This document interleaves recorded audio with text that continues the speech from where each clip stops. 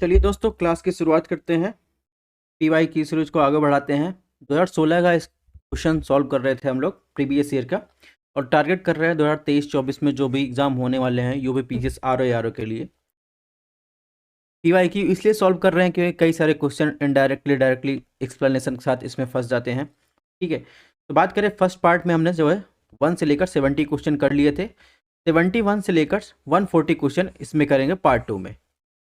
ठीक है, इसके अलावा बात करें तो हमने 900 प्लस MCQ का, PYQ का एक साइंस, जनरल साइंस का बुक तैयार किया है जिसमें हमने 100 क्वेश्चन सॉल्व कर लिए हैं और 50 क्वेश्चन जो है यानी 101 से 150 क्वेश्चन की सीरीज जल्दी अपलोड हो जाएगी। 2 एपिसोड हो चुके हैं, अगर आपने अभी तक नहीं देखा है तो आप जाकर देख सकते हैं। इसके अलावा जल्दी हमारी करंट अफेयर वार्षिक संग्रह की सीरीज आने वाली है, ठीक है, जिसमें मार्च 2022 से मार्च 2023, फिर इसके बाद जो सीरीज आएगी वर्तमान तक जितने भी करंट अफेयर उनको कवर करेंगे।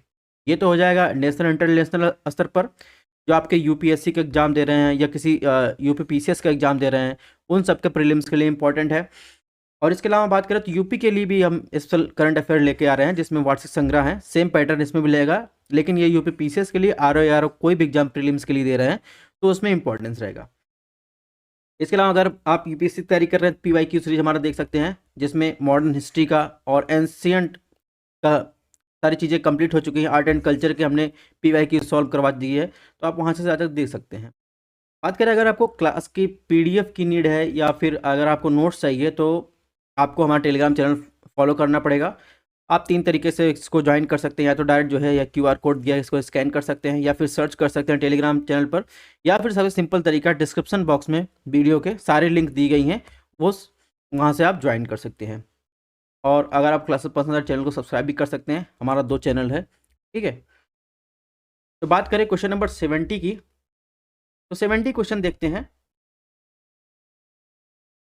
तो इसमें 70 क्वेश्चन हम कर चुके थे कि इसमें पूछा था भारतीय वन सर्वेक्षण रिपोर्ट के अनुसार भारत के निम्नलिखित में किस राज्य में भौगोलिक क्षेत्र का सर्वाधिक प्रतिशत वन क्षेत्र है। ठीक है, तो मणिपुर, मिजोरम, मेघालय, नागालैंड। तो आपको बताना था सर्वाधिक जो है किसमें जो है वन क्षेत्र ज़्यादा है। तो सिंपल बात है, जो मिजोरम है वहाँ पर जो है वन क्षेत्र ज़्यादा है।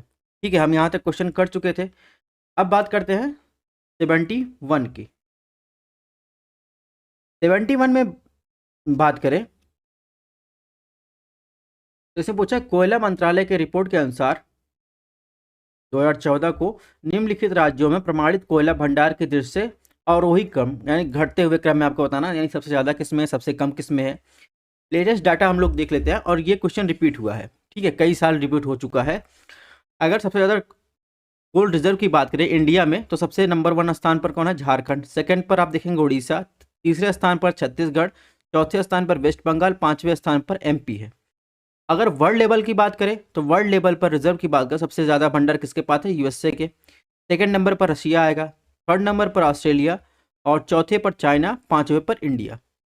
ठीक है, ये तो हो गया कि रिजर्व किसके किसके पास ज़्यादा है। अगर आपसे पूछा जाए, हो सकता है क्वेश्चन चेंज कर दे, अगर आपसे पूछा जाए कि लार्जेस्ट कोल्ड रिजर्व पूरे वर्ल्ड में किसके पास सबसे ज़्यादा है, तो सबसे ज़्यादा वर्ल्ड में रिजर्व, सॉरी प्रोड्यूसिंग बात कर रहा है, यानी उत्पादन सबसे ज़्यादा कौन करता है? ठीक है, चाइना तो चौथे नंबर पर है, लेकिन सबसे ज़्यादा उत्पादन कौन करता है? चाइना फर्स्ट, सेकंड जो है इंडिया, थर्ड पे USA।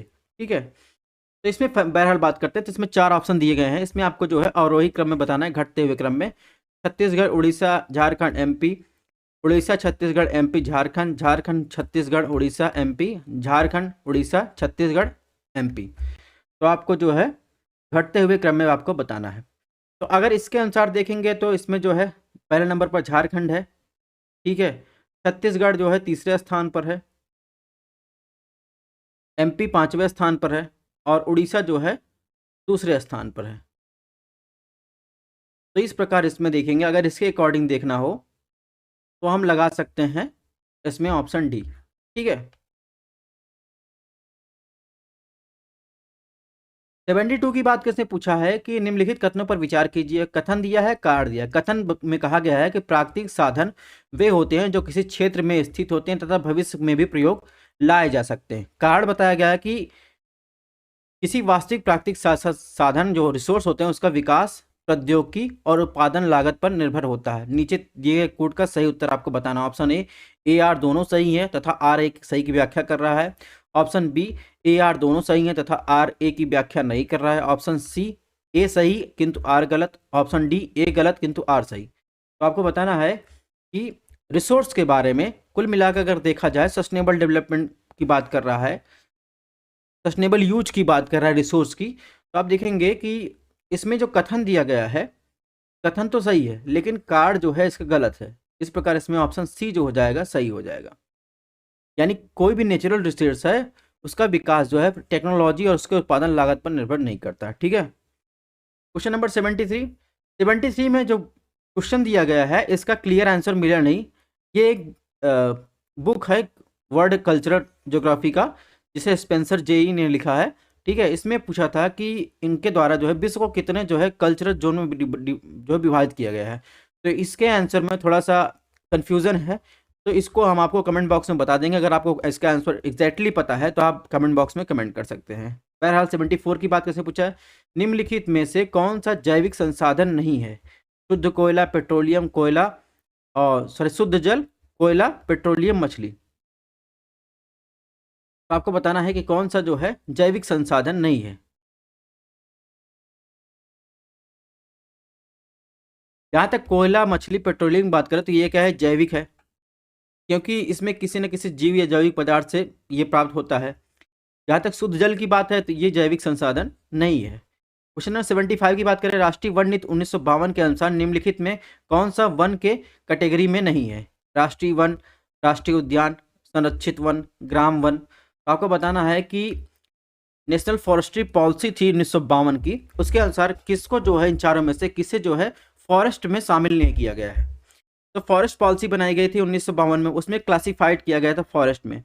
तो उसमें जैसे कुछ कैटेगरी फॉरेस्ट किसको किसको माना जाएगा ये बताया गया था। तो उसमें देखेंगे जैसे प्रोटेक्टेड एरिया जो आती है फॉरेस्ट में वो शामिल किया गया था, और नेशनल फॉरेस्ट उसको शामिल किया गया था, विलेज फॉरेस्ट को शामिल किया गया था, ट्री लैंड को शामिल किया गया था।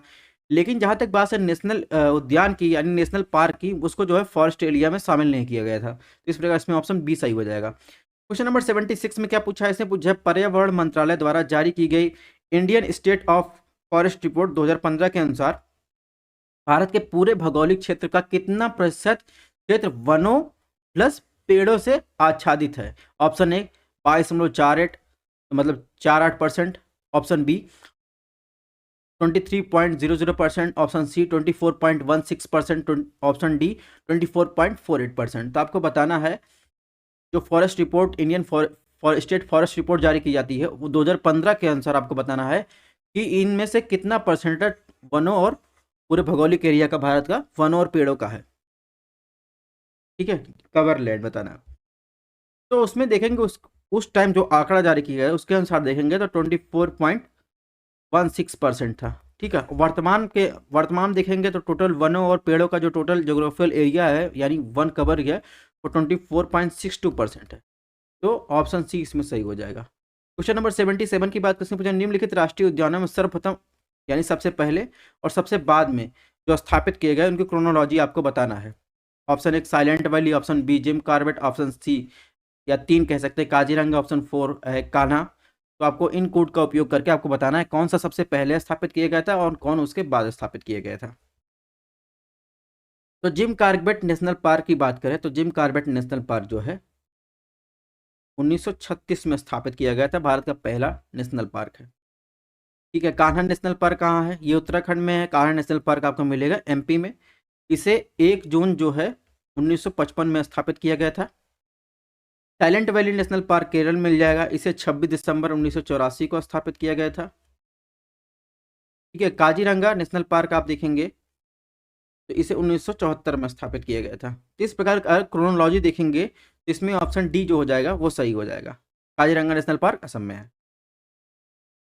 तो ये लेटेस्ट रिपोर्ट है India state of forest report. ठीक है, 2021 के अकॉर्डिंग आप देखेंगे तो वर्तमान में भारत में कुल वन और वृक्ष का जो कवर एरिया है देश में पूरे भौगोलिक क्षेत्र का 24.62% है। अगर वहीं आपसे ये फैक्चुअल जानकारी पूछा जाए कि वन क्षेत्र में वृद्धि के मामले में शीर्ष 5 राज्य कौन कौन से हैं, तो आंध्र प्रदेश पहले स्थान पर, दूसरे पर तेलंगाना, तीसरे पर जो है उड़ीसा, चौथे पर कर्नाटक, पांचवें में झारखंड है। ठीक है। अगर वहीं आपसे पूछा जाए कि मैंग्रोव कवर एरिया में देश में मैंग्रोव आवरण पिछले आकलन की तुलना में कितना % बढ़ा है, तो ये डाटा आपको ध्यान रखना है कि पिछले वर्ष की तुलना में 0.34% बढ़ा है। ठीक है। और अगर आपसे पूछा जाए कुल कार्बन स्टॉक के मामले में आप देखेंगे तो जंगलों में कुल कार्बन स्टॉक यानी कैप्चर करने की क्षमता जो है 7,204 मिलियन टन होने का अनुमान है। 2019 के बाद इसमें कितनी वृद्धि हुई है? 79.4 मिलियन टन की वृद्धि हुई। ये कुछ फैक्चुअल डाटा है, ये डाटा आपको ध्यान रखना है। ठीक है।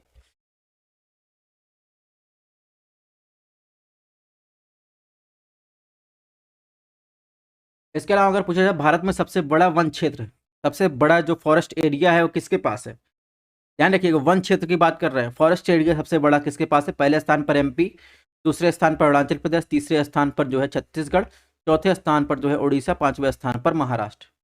वहीं आपसे पूछा जाए कि देश के उत्तर पूर्वी क्षेत्र के राज्य में वन आवरण यानी टोटल फॉरेस्ट कवर में प्रतिशत सबसे अधिक किसका है? तो आज भी देखिए मिजोरम फर्स्ट स्थान पर, सेकंड पर अरुणाचल प्रदेश, तीसरे स्थान पर मेघालय, चौथे स्थान पर मणिपुर, पांचवें स्थान पर नागालैंड।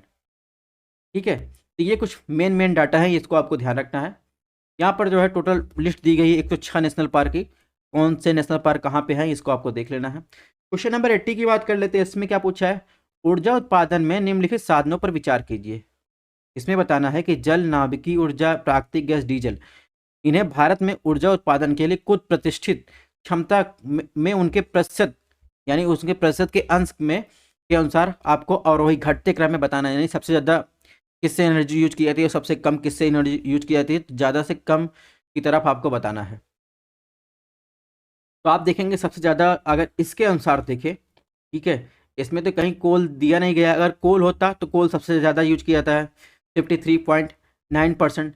लेकिन इस सेकंड नंबर पर आता है हाइड्रोलॉजिकल यानी जल से बिजली उत्पन्न की जाती है। ठीक है, एनर्जी। उसके बाद थर्ड नंबर पर आता है जो है, इसमें देखेंगे गैस। ठीक है, प्राकृतिक गैस।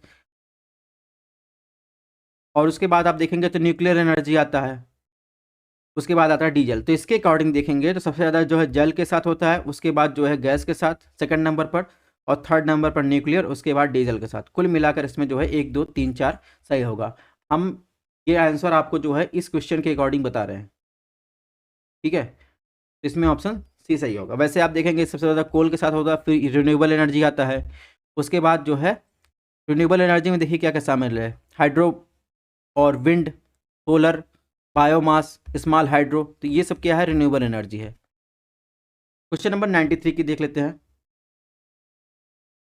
इसके बाद 93 स्टिल सॉल्व करवा रहे हैं क्योंकि इसके बाद जो मैथ का सेक्शन है उसको हमने लास्ट में दे दिया है। उसको आपको, क्योंकि हम इसमें जीएस का पेपर डिस्कस करेंगे, तो आपको खुद से सॉल्व करना रहेगा। कहीं भी प्रॉब्लम आती है तो कमेंट कर सकते हैं। क्वेश्चन नंबर 93 देखते हैं। इसमें क्या पूछा है? यूपी में 2011 के जनगणना के अनुसार साक्षरता दर क्या है? ये भी कई साल रिपीट हुआ है।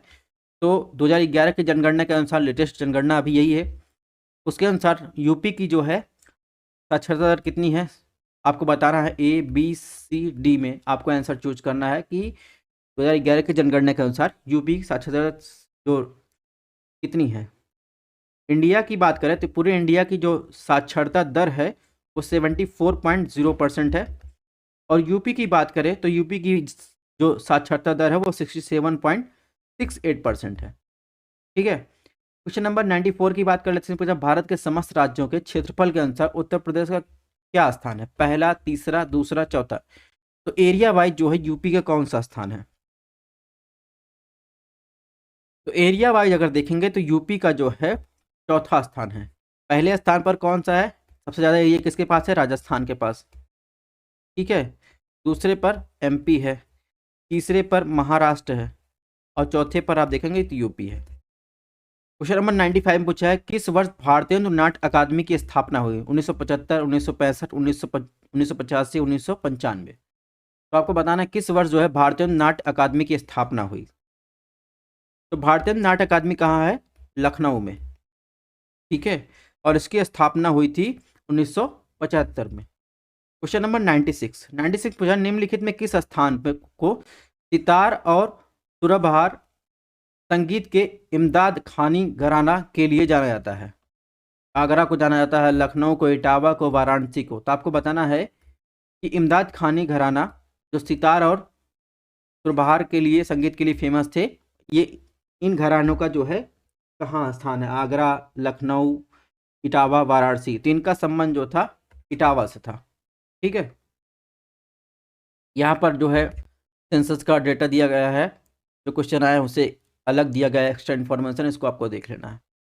क्वेश्चन नंबर 97 में क्या पूछा है?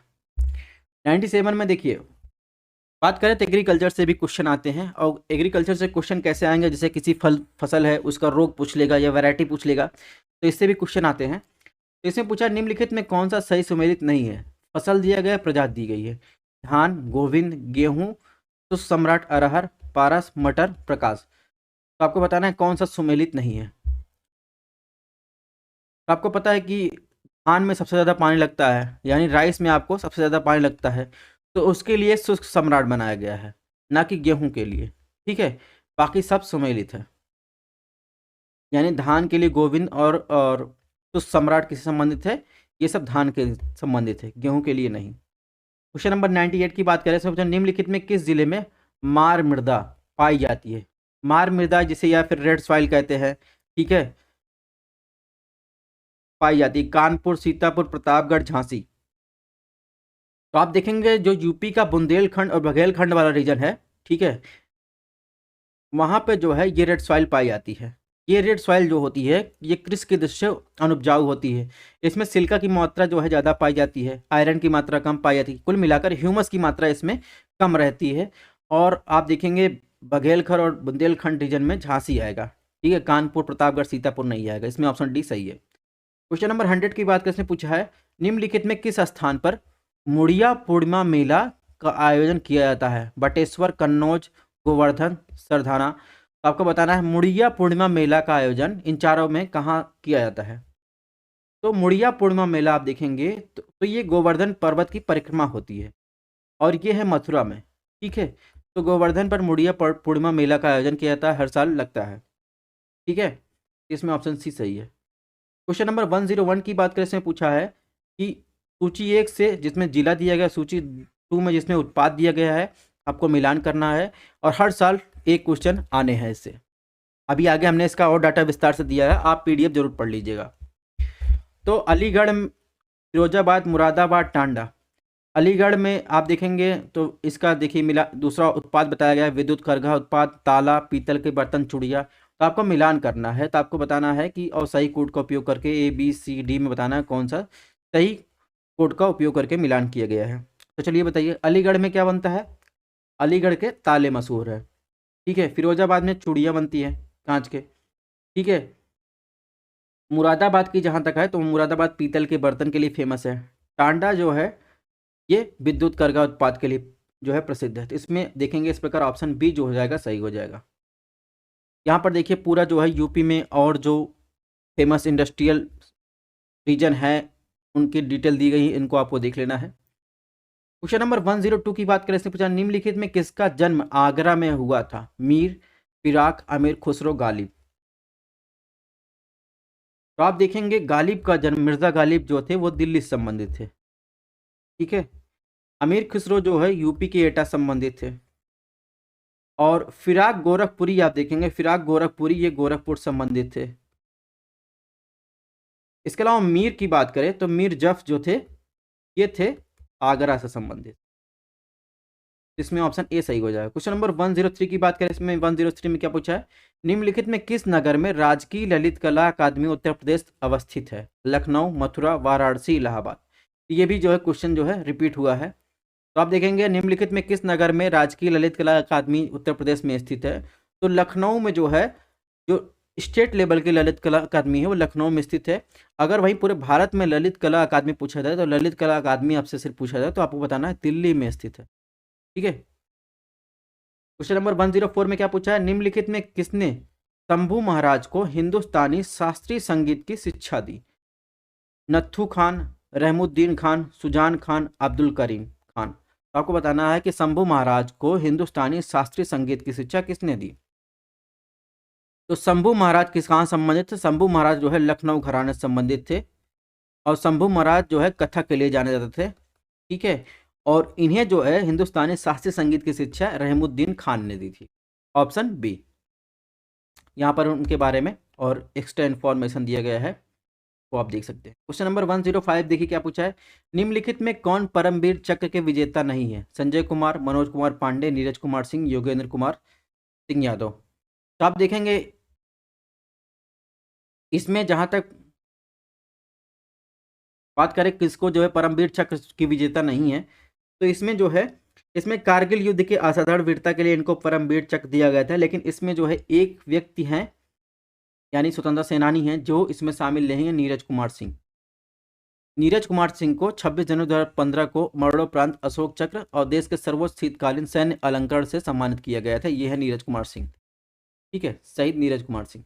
इसमें ऑप्शन सी सही है। बाकी सब जो है तीनों जो है सूबेदार संजय, कैप्टन मनोज कुमार पांडे, ठीक है, और योगेंद्र यादव को जो है कारगिल युद्ध के लिए असाधारण वीरता का परमवीर चक्र दिया गया था। देखते हैं इसमें पूछा है निम्नलिखित में से कौन उत्तर प्रदेश की प्रथम महिला मुख्यमंत्री थी? Option A Shrimati Rajendra Kumari Vajpayee, option B Shrimati Sucheta Kripalani, option C Sushri Mayawati, option D Shrimati Sarojini Naidu. तो यूपी की प्रथम महिला जो मुख्यमंत्री थी वो थी सुचेता कृपलानी। जहाँ तक सरोजिनी नायडू की बात है, सरोजिनी नायडू जो है यूपी की पहली महिला राज्यपाल थी। और सरोजिनी नायडू जो है कानपुर में कांग्रेस का अधिवेशन हुआ था उसमें अध्यक्ष भी थी, जो 1925 में हुआ था। तो इस प्रकार इसमें ऑप्शन बी सही है 106 में। क्वेश्चन नंबर 107 देखने से क्या पूछा, निम्नलिखित में से कौन से सही सुमेलित नहीं है? स्थान दिया गया है, उत्पाद दिया गया है। देखिए रिपीट हुआ है एक ही साल। ठीक है, option A Lakhimpur Kheri, B Khurja, C Meerut, D Jalesar. तो आपको बताना है कौन सा उत्पाद सुमेलित नहीं है। लखीमपुर खीरी का नक्काशीदार कास्ट, खुर्जा मृतिका शिल्प, ठीक है, मेरठ खेलकूद के सामान, जलेसर ढलवा घंटिया। तो आपको बताना है कि कौन सा जो है इसमें उत्पाद सुमेलित नहीं है। तो इसमें लखीमपुर को छोड़कर सारे जो है सुमेलित है। ठीक है, जहां तक नक्काशीदार कास्ट शिल्प का संबंध है वो सहारनपुर से है। ठीक है, बाकी सब सो सुमेलित है, इसमें ऑप्शन ए सही हो जाएगा। क्वेश्चन नंबर 108 में देखिए कौन सा सही सुमेलित है। Thermoresistor, capacitor, bipolar junction transistor, junction diode. तो आपको बताना है इसमें जो है कौन सा सही सुमेलित है। ठीक है, तो इसमें जो है ऑप्शन ए सिर्फ थर्मोरेसिस्टर जिसे जो है इलेक्ट्रॉनिक थर्मामीटर कहते हैं वो सुमेलित है। और जहाँ तक बात है जंक्शन डायोड की, जंक्शन डायोड का काम क्या होता है? करंट को नियंत्रित करना। ठीक है, और बाइपोलर जंक्शन ट्रांजिस्टर का काम क्या होता है? ये भी जो है करंट फ्लो को कंट्रोल करता है। तो कुल मिलाकर इसमें ऑप्शन ए सही है। क्वेश्चन नंबर 109 में क्या पूछा है? स्टेटेलाइट होता है ऑप्शन एक समताप मंडल का सबसे ऊपरी बैंड, ऑप्शन बी समताप मंडल सबसे निचला बैंड, ऑप्शन सी अधिक ऊंचाई पर समताप मंडल में स्थापित वायुपोत, ऑप्शन डी शनि का प्राकृतिक उपग्रह। तो स्टेटेलाइट क्या होता है? तो स्टेटेलाइट जो है एक देखिए यूएवी है, यानी अनमैन्ड जो है व्हीकल है, एक जहाज की तरह है। वो वायरलेस संचार नेटवर्क को जो है और सशक्त करने का काम करता है। ठीक है, तो इसे स्थापित किया गया था, आप देखेंगे समताप मंडल के निचले बैंड में।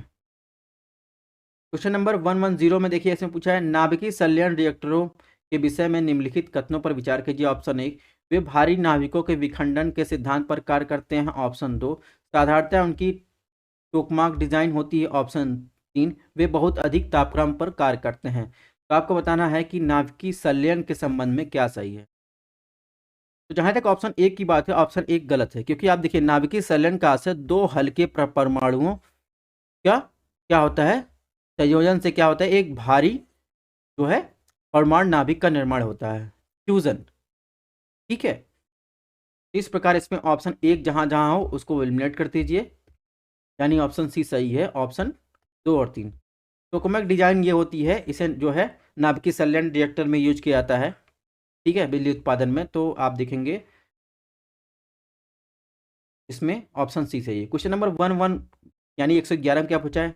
निम्नलिखित में कौन ट्रांजिस्टर का एक महत्वपूर्ण भाग है? Arsenic, germanium, osmium, radium. तो आपको बताना है निम्नलिखित में ट्रांजिस्टर का एक महत्वपूर्ण भाग कौन सा है। तो ट्रांजिस्टर का महत्वपूर्ण भाग है जर्मेनियम, ऑप्शन बी। नाभिकीय संलयन के बारे में यहाँ पर और दिया गया है, इसको आपको पढ़ लेना है।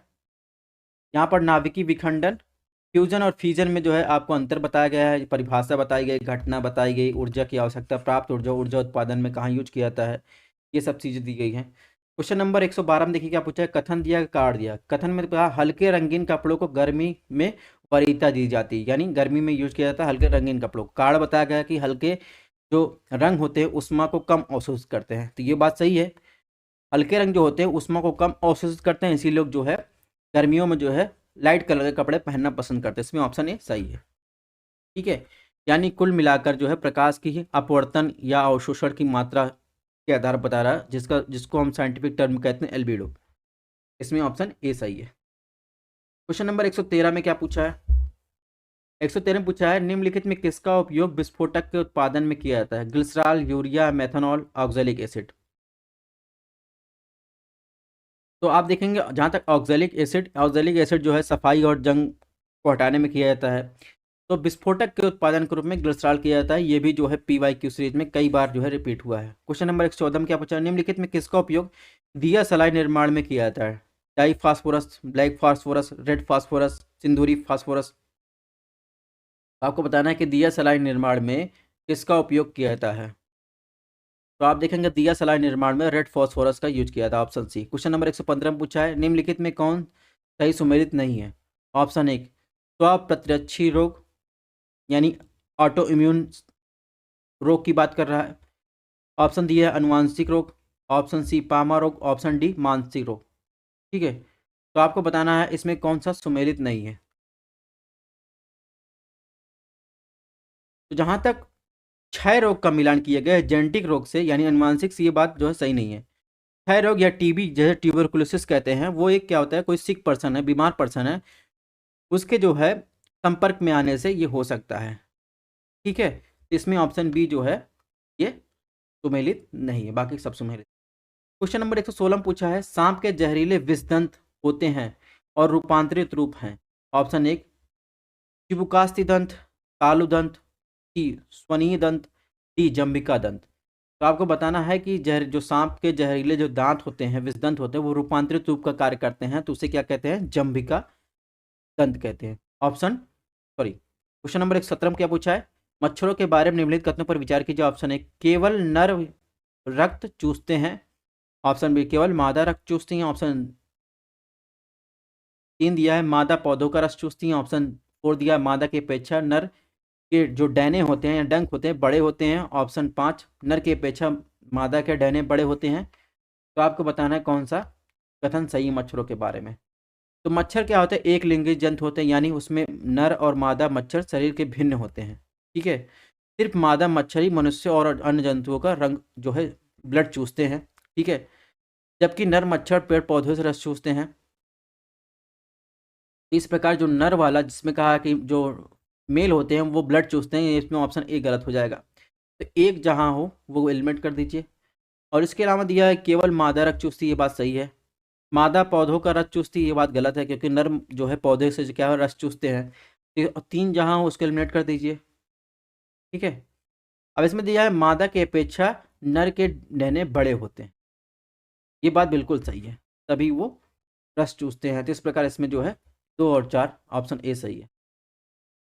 क्वेश्चन नंबर 118 की बात करें, इसमें पूछा है सूची 1 से सूची 2 का मिलान करना। हड्डियों में उपस्थित कौन सा यौगिक होता है, सिरका में उपस्थित अम्ल, दूध का खट्टा होना, फलों का पकना। तो आपको सूची 1 से सूची 2 का मिलान करना। तो हड्डियों में उपस्थित यौगिक की बात करें तो हड्डियों में उपस्थित कौन सा होता है, हड्डियों में क्या पाया जाता है, कैल्शियम पाया जाता है, कैल्शियम फॉस्फेट। सिरका में क्या पाया, सिरका में एसिटिक अम्ल पाया था। दूध का खट्टा होना की बात करें तो लैक्टिक एसिड पाया था। फलों का पकना जो है एथिलीन के कारण होता है। तो इस प्रकार इसमें ऑप्शन डी जो है वो सही है। क्वेश्चन नंबर 119 क्या पूछा है, कथन और कारण दिया है। कथन में कहा गया है अमर बेल क्या होते हैं, पैरासाइट्स जो है जिम्नोस्पर्म होते हैं। ठीक है, एक उदाहरण है। कारण बताया गया है या पोषी पौधों की पत्तियों पर अपना पोषण प्राप्त करते हैं। तो आपको सही कथन आपको कोड बताना है इसमें। तो ये देख रहे हैं जो नारंगी कलर दिख रहा है जिसमें पत्तियां नहीं हैं वो अमर बेल है। तो ये क्या करते हैं, ये जिसमें पत्तियां रहती हैं उनके ऊपर चढ़ जाते हैं, उन्हीं के पौधों से जो है प्रकाश संश्लेषण क्रिया, वो सारी चीज़ें प्राप्त करते हैं, अपना पोषण करते हैं। तो इसमें देखेंगे इसे, इन्हें क्या कहते हैं, इन्हें पैरासाइट्स कहते हैं, परजीवी कहते हैं। इस प्रकार इसमें ऑप्शन ए सही हो जाएगा। ठीक है। क्वेश्चन नंबर 120 में देखिए क्या पूछा है, इसमें भी सूची 1 से सूची 2 का मिलान करना है। कुछ इंस्टीट्यूशन दिया गया है, उसको मिलान करना है। जैसे ऑप्शन ए दिया है राष्ट्रीय पर्यावरण अभियंत्रिकी अनुसंधान संस्थान, ऑप्शन बी दिया गया है केंद्रीय खाद्य प्रौद्योगिकी अनुसंधान संस्थान, ऑप्शन सी केंद्रीय आलू रिसर्च इंस्टीट्यूट, ऑप्शन डी दिया गया केंद्रीय तंबाकू रिसर्च इंस्टीट्यूट। तो आपको जो है मिलान करना है। तो इसमें सही कोड का उपयोग करके आपको बताना है कि कौन सा संस्थान सुमेलित है। तो ऑप्शन ए की बात करें, इसमें लिखा राष्ट्रीय पर्यावरण अभियंत्रिकी अनुसंधान संस्थान। तो ये देखेंगे, ये आपको मिल जाएगा नागपुर में। ठीक है। केंद्रीय खाद्य प्रौद्योगिकी अनुसंधान संस्थान, ये मिलेगा आपको मैसूर कर्नाटका में। केंद्रीय आलू अनुसंधान संस्थान, ये मिलेगा आपको शिमला में। केंद्रीय तंबाकू अनुसंधान संस्थान, ये मिलेगा राजमुंद्री आंध्र प्रदेश में। इस प्रकार देखेंगे दोस्तों, इसमें ऑप्शन बी जो हो जाएगा वो सही हो जाएगा। और अगर आपसे पूछा था भारतीय सब्जी अनुसंधान संस्थान कहाँ है, तो वाराणसी में। ठीक है। क्वेश्चन नंबर 121 में देखिए क्या पूछा है। पूछा है कौन सा सुमेलित नहीं है। ऑप्शन एक यीस्ट दिया है किण्वन, कैसीन, दुग्ध प्रोटीन, एलोवेरा, आवृत बीजी या जिम्नोस्पर्म, ऑप्शन डी घटपर्णी। ठीक है, यानी पिचर किसे कहते हैं, पिचर प्लांट परजीवी जो है जिम्नोस्पर्म होते हैं। तो आपको बताना है कौन सा जो है सुमेलित नहीं है। तो इसमें देखेंगे यीस्ट जो है सुमेलित नहीं है। किण्वन जो होता है, किण्वन जो है अल्कोहल और शराब बनाने की यूज होता है। पिचर, पिचर प्लांट देखिए ये होते हैं। ठीक है। ये क्या होते हैं, ये भी जो है पैरासाइट्स का काम करते हैं। ये इसमें जो जीव जंतु आते हैं उनसे पोषण काम करते हैं। ठीक है। और एलोवेरा का होता है जिम्नोस्पर्म होते हैं। जिम्नोस्पर्म का मतलब होता है कि उनमें जो है जड़ सिस्टम के साथ पत्तियां फूल भी पाए जाते हैं एलोवेरा में। तो इसमें जो है ऑप्शन ए सही है। क्वेश्चन नंबर 122 में बात करें, इसमें पूछा निम्नलिखित में कौन सा युग्म सही सुमेलित नहीं है। विटामिन ए, रतौंधी, विटामिन B3, पेलाग्रा, विटामिन डी, परांतता यानी कलर ब्लाइंडनेस, ऑप्शन डी है फोलिक एसिड से रक्त की कमी। तो आपको बताना है कौन सा जो है सही सुमेलित नहीं है। तो इसमें बात करें ऑप्शन डी, जो विटामिन डी की बात करें, विटामिन डी की कमी से जो है कलर ब्लाइंडनेस नहीं होता। ठीक है। विटामिन डी की कमी से जो है आप देखेंगे तो हड्डियां जो है कमज़ोर होने लगती हैं। जैसे और विटामिन डी का अच्छा स्रोत जो होता है सनलाइट होता है, रसदार फल होते हैं, संतरे होते हैं और आंवला होता है। तो इसमें ऑप्शन सी जो है सुमेलित नहीं है, बाकी सब जो है सुमेलित है। नंबर 123 में पूछा है निम्नलिखित शासकों में किसके लिए एक का ब्राह्मण प्रयुक्त हुआ है। पुष्यमित्र शुंग, खारवेल, गौतमीपुत्र सतकर्णी, कुशवर्मन। तो आपको बताना है किसके लिए, इन शासकों में से किसके लिए एका ब्राह्मण का उपयोग किया हुआ है। तो गौतमीपुत्र सतकर्णी जो सातवाहन वंश से संबंधित था, उसके लिए जो है एका ब्राह्मण का यूज हुआ है। क्वेश्चन नंबर 124 में देखिए, इसमें पूछा निम्नलिखित में किसका शिखर द्रविड़ शैली में बना हुआ। भीतरगांव, ग्वालियर तेली मंदिर, कंदरिया महादेव मंदिर, ओशिया मंदिर। तो देखिए मंदिर निर्माण की 3 शैलियाँ होती हैं। साउथ में जाएंगे तो द्रविड़ शैली मिलेगा और नॉर्थ में जाएंगे तो नागर शैली मिलेगा। इन दोनों का संगम क्या होता है, बेसर शैली होता है। ठीक है। इन दोनों का संगम बेसर शैली होता है। तो अगर बात करें भीतरगांव मंदिर आपको कहाँ मिलेगा, तो भीतरगांव मंदिर आपको मिलेगा कानपुर में। ठीक है। ग्वालियर तेल मंदिर एमपी में मिलेगा। ठीक है। कंदरिया महादेव मंदिर ये भी एमपी में। ओशिया मंदिर आप देखेंगे, ओशिया जो है जोधपुर में मिलेगा। तो इनमें पूछा है, क्वेश्चन को ध्यान से पढ़िएगा, किसका शिखर जो है द्रविड़ शैली में बना हुआ है। जो द्रविड़ शैली के शिखर जो होते हैं उनमें देखिए छोटे द्वार होते हैं, प्रवेश द्वार क्या होते हैं, छोटे द्वार होते हैं। जबकि अपने यहाँ जो वेसर शैली या फिर नागर शैली में जो बने मंदिर है, वहाँ पर द्वार क्या होते हैं, बड़े होते हैं। ठीक है। शिखर में भी कई सारे द्वार पाए जाते हैं। तो इस प्रकार इसमें जो है कंदरिया का तेली मंदिर जो है वहाँ पर जो है उसका शिखर क्या है, वो द्रविड़ शैली के अकॉर्डिंग है। तो इसमें जो है ऑप्शन सी सही हो जाएगा। 1 सेकंड का टाइम दीजिएगा।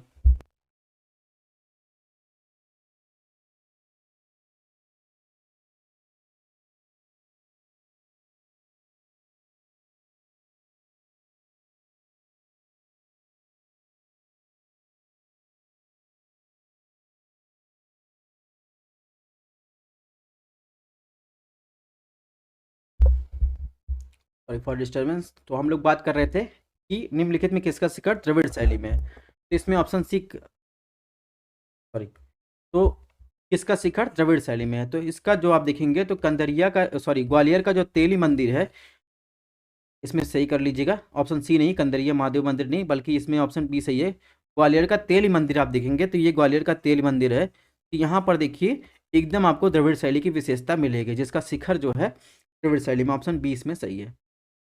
क्वेश्चन नंबर 125 की बात करते हैं, पूछा बुद्ध द्वारा रूपांतरित निम्न व्यक्तियों में से कौन अंतिम था? आनंद, वसुमित्र, गोशल, सुभद्र। तो बुद्ध द्वारा जो है किसे जो है अंतिम सबसे दीक्षा दी गई थी? तो उसमें जो थे सुभद्र थे। ठीक है, ऑप्शन डी सही है। अंतिम दीक्षा किसको दी थी? सुभद्र को दी थी। पहली दीक्षा कहाँ दी थी? सारनाथ में दी। क्वेश्चन नंबर 126 में पूछा है समुद्रगुप्त के प्रयाग प्रशस्ति वाले स्तंभ पर निम्नलिखित में किसका लेख मिलता है? जहांगीर, शाहजहां, औरंगजेब, दारा शिकोह। तो आप देखेंगे प्रयाग प्रशस्ति जो है समुद्रगुप्त का, ठीक है, उसमें किसका लेख मिलता है?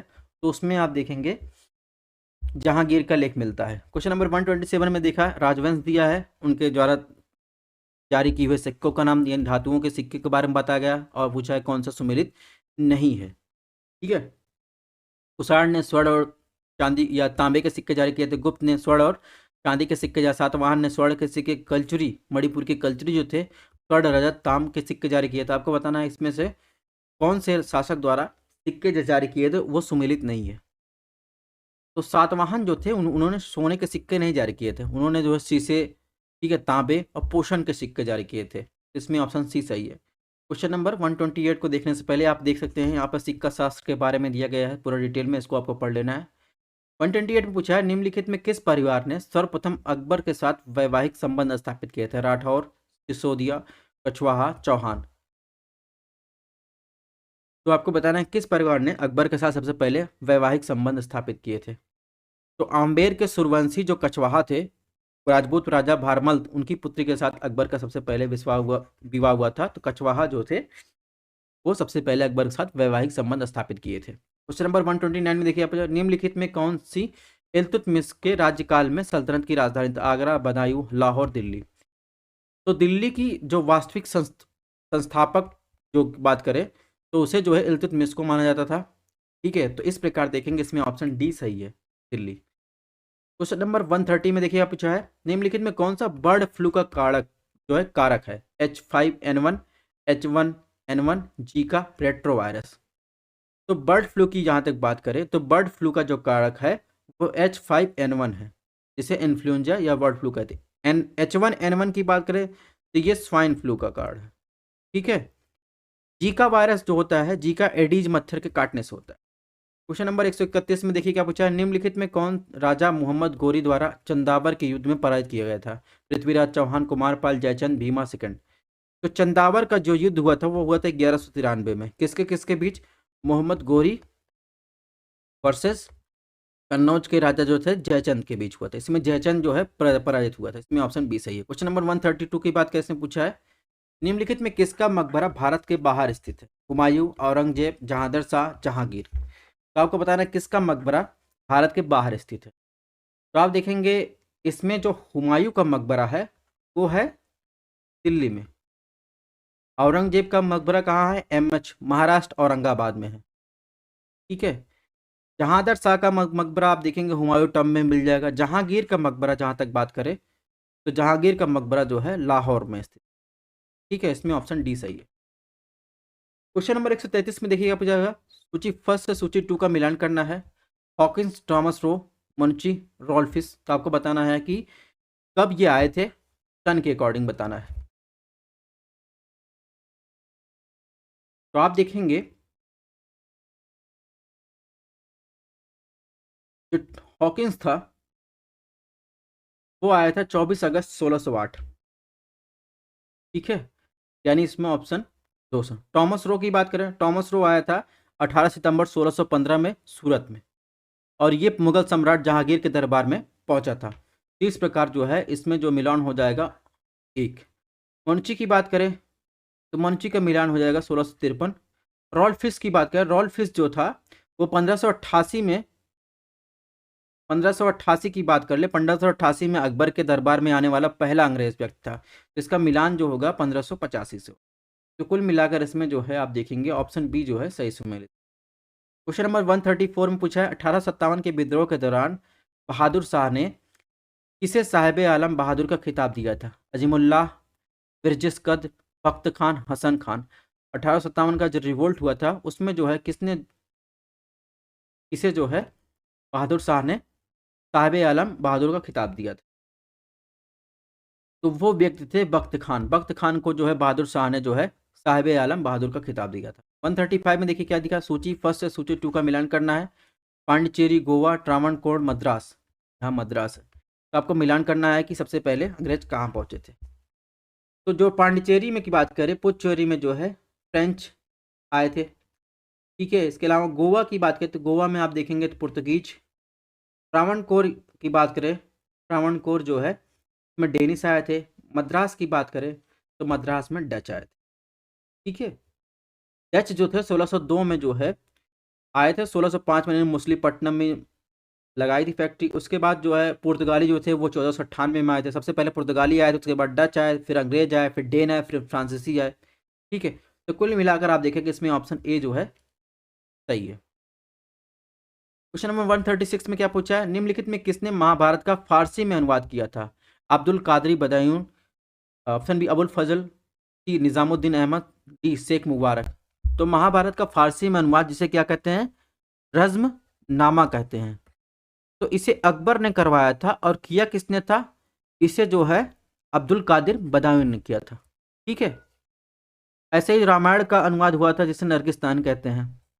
क्वेश्चन नंबर 137 में क्या पूछा, असम के सर्वप्रथम चाय कंपनी की स्थापना कब हुई? 1835, 1837, 39, 41।